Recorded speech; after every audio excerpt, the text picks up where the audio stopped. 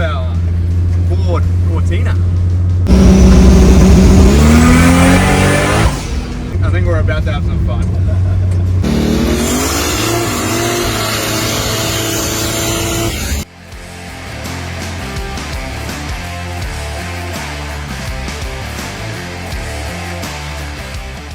A 7-second street car.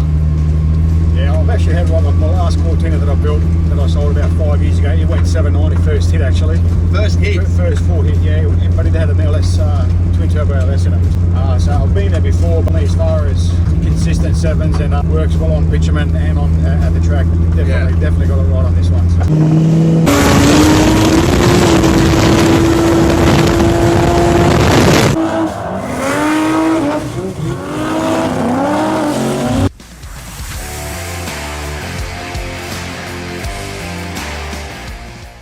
Why the Barra? For me, it's always what's easy to work on, what's reliable, and what's cheap. So, you know, it's always been LS turbo for me. And this time I thought, well, I'll leave a Ford in Ford, and really, what's better than a Barra? Like, they're proven. Yeah. You know what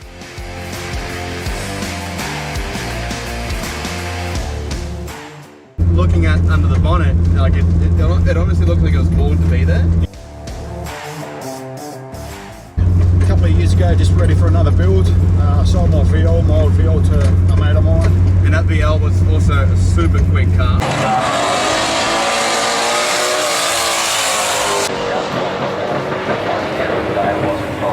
All the cars are either from a guy in Rockhampton, and we changed the rear end a little bit. Obviously, you know, did a few mods in the front to fit the Barra, and just personalised it myself, different wheels. Suspensions, you know, different interior, that type of thing. You know, it made 1,000 within 3 months of me getting the car. 3 months time, you're cracking 1,000. Yeah, it was gone already. So, and then as you obviously go on, you want more, and so I changed turbos as I went. So you definitely went for more, didn't you? What is the motor setup in this car? So the stroke is set up from spool imports.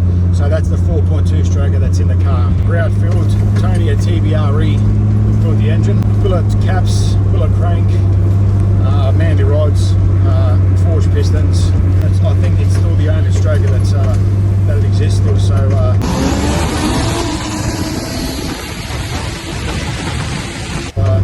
people were questioning whether you could rev a stroker, and I rev mine to 8200, so you could definitely rev them.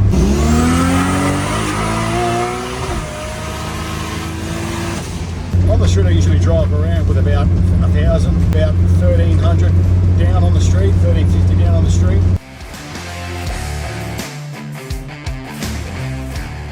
Yeah, so I did my PB a couple of weeks ago, went 774 at 178 pretty much.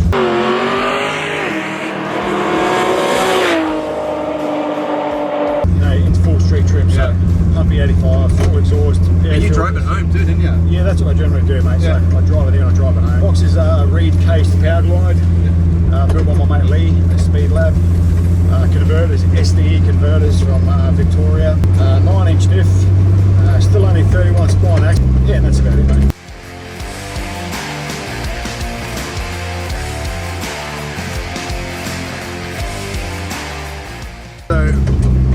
You're telling me before there's a pretty sophisticated computer system set up in this thing where it actually can control the boost throughout the rev rate. Yeah, so it's just a Howtech Elite 2500, so I mean it's, you know, run-of-your-mill type of stuff. Spent a bit of time making it work on bitumen, obviously different tune for the track. So yeah, the computers are unreal, mate. Like, it's not just full power as soon as you put your foot down, otherwise obviously you just smoke it up. Exactly.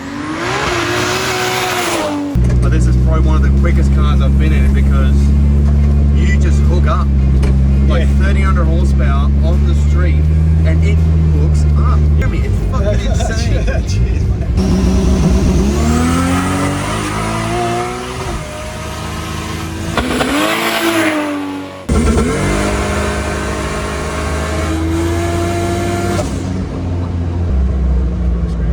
Yes, I felt it.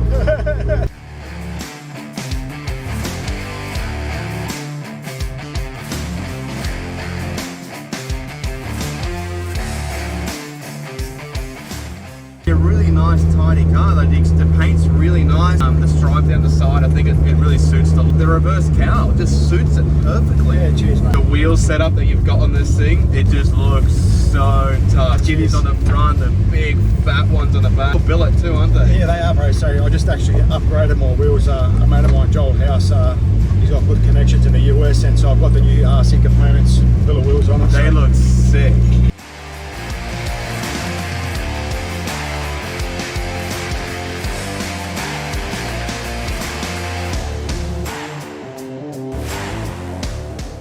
Really nice in here. The carpets, the roof liner, Kirky seats.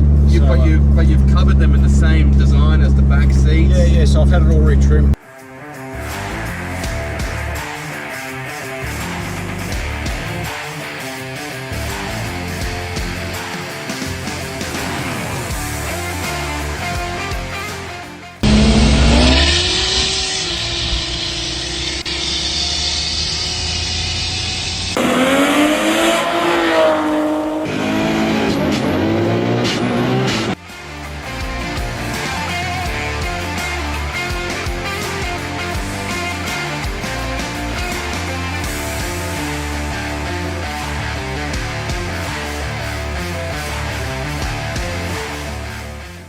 Alright guys, thanks so much for watching. We hope that you enjoyed today's episode.